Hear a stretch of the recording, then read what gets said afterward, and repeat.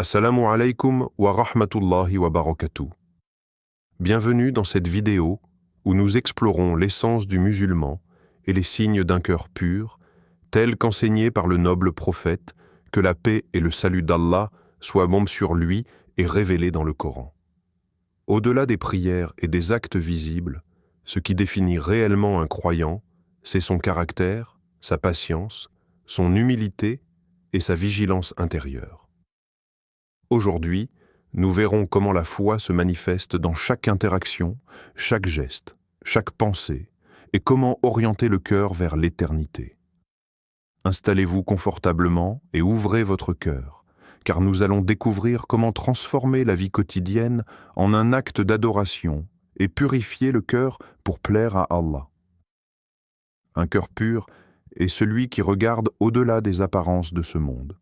Il ne s'attache pas excessivement aux biens matériels, aux honneurs ou aux plaisirs éphémères.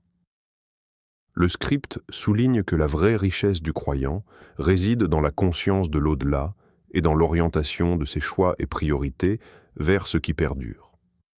Ce détachement ne signifie pas indifférence aux affaires du monde, mais plutôt une perspective éclairée qui garde le cœur libre de l'avidité et de l'obsession des choses temporaires. Le Coran nous enseigne: ne soyez pas amoureux du monde et de ce qu'il contient, mais soyez amoureux de ce qui est auprès d'Allah, car ce qui est auprès d'Allah est meilleur et plus durable. Surat Al-Qasas, adaptation contextuelle. Ce verset illustre parfaitement que le cœur du croyant doit être orienté vers ce qui ne s'éteint jamais. Un cœur attaché à l'éternité prend ses décisions avec discernement, choisit la droiture et investit dans ce qui a une valeur durable plutôt que dans le futile et éphémère. Cette conscience de l'au-delà influence toutes les actions. Le croyant purifie ses intentions, accomplit ses devoirs avec sincérité et endure les épreuves avec patience, sachant que le succès réel ne se mesure pas selon les critères du monde, mais selon la proximité à Allah et la récompense éternelle. Le détachement saint crée une profondeur spirituelle, où les épreuves deviennent des occasions de croissance et les succès des moyens de gratitude et de service. Les prophètes ont incarné cette réalité.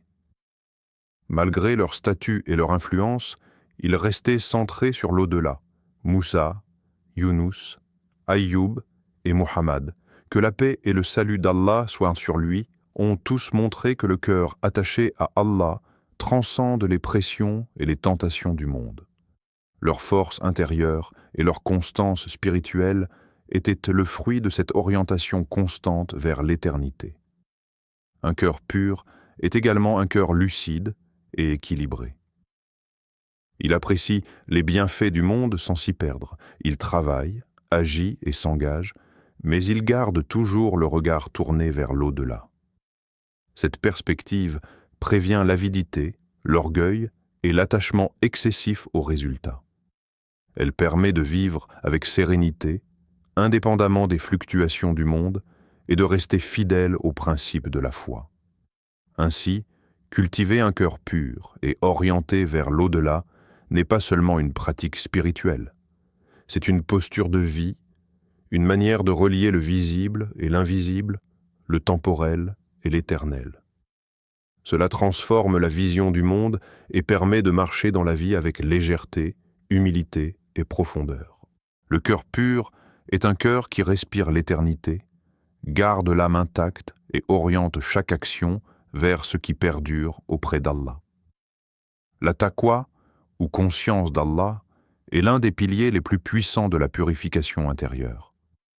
Elle transforme le cœur et les intentions, agissant comme un filtre qui préserve l'âme des mauvaises influences et des intentions impures. Plus le croyant est conscient d'Allah dans chaque pensée, parole et action, plus son cœur devient sensible à la vérité et à la guidance divine. Le Coran nous rappelle: certes, Allah est avec ceux qui le craignent et ceux qui sont bienfaisants. Surat An-Nahl 16, 128. Ce verset montre que la conscience d'Allah est une source de protection et d'élévation. Elle rapproche le croyant de la guidance, de la lumière intérieure et de la constance dans la foi. La taqwa agit comme un bouclier. Elle empêche les influences néfastes, l'orgueil, la complaisance ou l'injustice de s'installer dans le cœur. Cette conscience ne se limite pas aux actes rituels. Elle s'étend à chaque geste, chaque parole et chaque choix quotidien. Le croyant conscient d'Allah prend ses décisions avec prudence, mesure ses paroles, contrôle ses émotions et agit avec intégrité, même lorsque personne ne le regarde. La taqwa transforme la vie ordinaire en un terrain de purification, où chaque action devient un moyen de se rapprocher du Créateur. Le prophète Muhammad, que la paix et le salut d'Allah soient de sur lui, a illustré cette réalité. Son comportement, son éthique et sa constance reflétaient une conscience permanente d'Allah. Sa vie montre que la pureté du cœur est le reflet de la proximité divine. Les cœurs faibles, au contraire, sont souvent aveuglés par l'orgueil, les mauvaises fréquentations ou les désirs mondains, car ils manquent de vigilance et de conscience d'Allah. La taqwa sensibilise le cœur à la vérité, lui permet de discerner le bien du mal et guide le croyant dans ses relations avec les autres et avec le monde. Elle agit comme un miroir intérieur, révélant les intentions, les tendances et les vulnérabilités. Plus cette conscience est forte, plus le cœur devient pur, ferme et constant dans la foi. Ainsi, cultiver la taqwa est un effort quotidien, se rappeler Allah fréquemment, vérifier ses intentions, se corriger et rester humble. C'est ce travail intérieur qui protège le croyant contre les maladies du cœur, les dérives spirituelles et les pièges invisibles. La conscience d'Allah est donc la clé de la pureté, de la vigilance et de la constance. En résumé, la taqwa n'est pas seulement une notion théorique. C'est une pratique concrète qui purifie le cœur, transforme les actions et rapproche le croyant de la guidance divine. Plus le cœur est conscient d'Allah, plus il devient sensible, fort et éclairé, capable de discerner la vérité et de résister aux dangers invisibles de la vie. La lutte intérieure contre les désirs et les passions est au cœur de la vie spirituelle. Le croyant n'est pas celui qui ne ressent aucune tentation. Personne n'est exempt de désirs humains. La différence réside dans la capacité à résister, à contrôler et à orienter ses envies vers ce qui plaît à Allah. Cette lutte quotidienne est un signe de vie spirituelle et de vigilance intérieure. Le Coran souligne ce principe, et ceux qui s'efforcent dans nos voies, nous les guiderons sur nos sentiers. Sourate Al-Ankabut 29-69. Ce verset nous montre que le combat contre les désirs, lorsqu'il est sincère, est récompensé par la guidance et la proximité d'Allah. Chaque effort pour maîtriser ses passions devient un acte d'adoration, une manifestation de la foi active et consciente. Le croyant apprend à distinguer entre les besoins légitimes et les désirs excessifs, entre ce qui est permis et ce qui est néfaste pour son âme. La maîtrise de soi devient un outil de purification du cœur, empêchant les mauvaises influences, l'orgueil ou l'attachement excessif au plaisir mondain de s'installer. La discipline intérieure façonne le caractère et renforce la constance dans la foi. Les prophètes et les pieux ont toujours mis l'accent sur cette lutte. Ils montraient que la véritable force spirituelle se mesure par la capacité à résister aux tentations, à rester ferme face aux désirs et à orienter chaque acte vers la satisfaction d'Allah.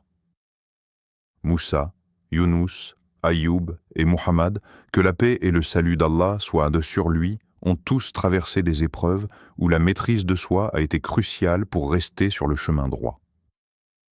La lutte intérieure n'est pas une source de honte.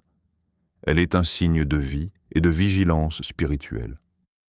Le croyant qui s'efforce contre ses envies reste sensible à la vérité, attentif à sa relation avec Allah et capable de faire des choix justes. Elle révèle la sincérité du cœur et la profondeur de la foi. En pratique, cette lutte se traduit par la discipline quotidienne. Contrôler la colère, éviter la jalousie, résister aux tentations prohibées, modérer les plaisirs et orienter chaque désir vers ce qui est bénéfique pour l'âme. Chaque victoire contre les passions renforce la constance, la patience et la reliance totale à Allah. Ainsi, la lutte contre les désirs n'est pas une restriction, mais une libération du cœur, qui le purifie, le rend vigilant et le prépare à vivre avec humilité, détachement et sincérité. Le cœur pur, conscient des dangers du monde et orienté vers l'au-delà, est le cœur qui maîtrise ses passions, cultive la taqwa et reste aligné sur la volonté d'Allah. Ô Allah, Créateur des cœurs et Maître des intentions, purifie nos cœurs de l'orgueil, de l'hypocrisie et de toute faiblesse. Inspire-nous à cultiver la patience face aux épreuves, la douceur dans nos paroles et la dignité dans nos actions. Fais que notre foi ne se limite pas aux actes visibles, mais qu'elle se reflète dans chaque interaction, chaque geste et chaque pensée. Aide-nous à suivre l'exemple du prophète Mohammed, que la paix et le salut d'Allah soient sur lui, à incarner un caractère noble et à être un miroir de ta lumière dans ce monde. Ô Seigneur, rends-nous sincères dans nos adorations, humbles dans nos réussites, constants dans nos épreuves et fermes dans notre reliance à toi. Protège nos cœurs de l'arrogance et guide-nous toujours vers la vérité, la sincérité et le bien. Amen. Si ce message t'a inspiré, n'hésite pas à soutenir notre chaîne en t'abonnant, en likant la vidéo et en la partageant avec ceux qui en ont besoin. Ensemble, faisons briller la lumière de la foi et du caractère noble dans chaque foyer.